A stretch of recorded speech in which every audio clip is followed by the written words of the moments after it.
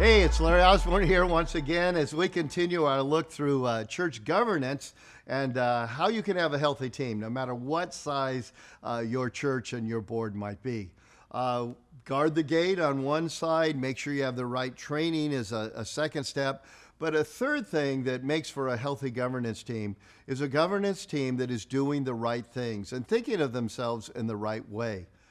A healthy governance team will not think of itself as representatives. They will think of themselves as leaders. One of the things I see very common in dysfunctional leadership boards is a group of people who come together and every one of them sees themselves as representing a different constituency. And when that happens, you get the House of Representatives. You got somebody representing the old people, the young people, just whatever it is they've got in their head. My job is not to figure out what Jesus wants. My job is to represent this subgroup of people in our church.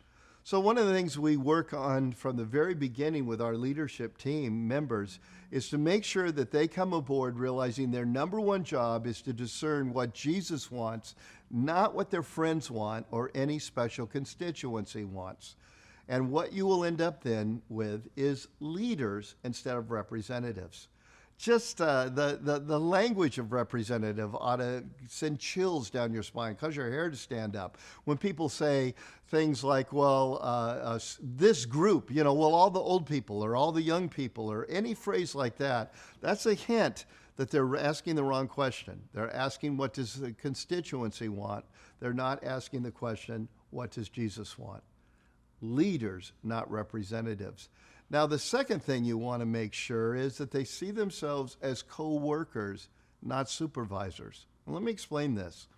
A lot of times board members see their fiduciary responsibility to make sure no one gets away with anything. They put on a supervisor hat.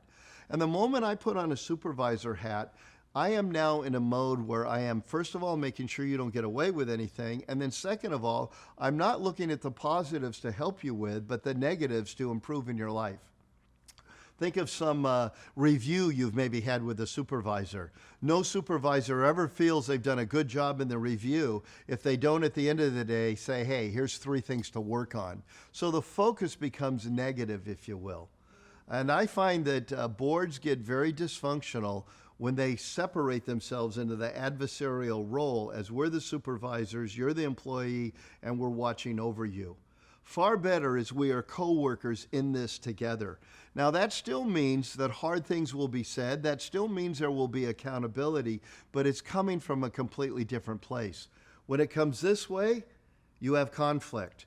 When it comes this way, you have honest support.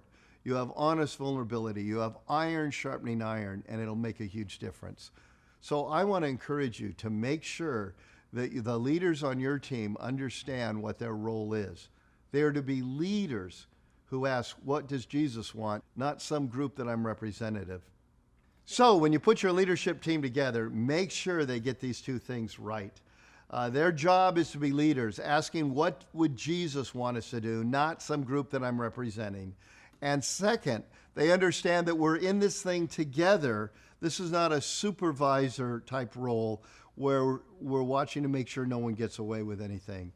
You have those 2 things together, and you'll probably have a functional board that does a lot of great stuff for the kingdom of God. And you'll actually like going to your board meetings. Hey, you found this helpful? Just subscribe, and we'll keep getting them out to you.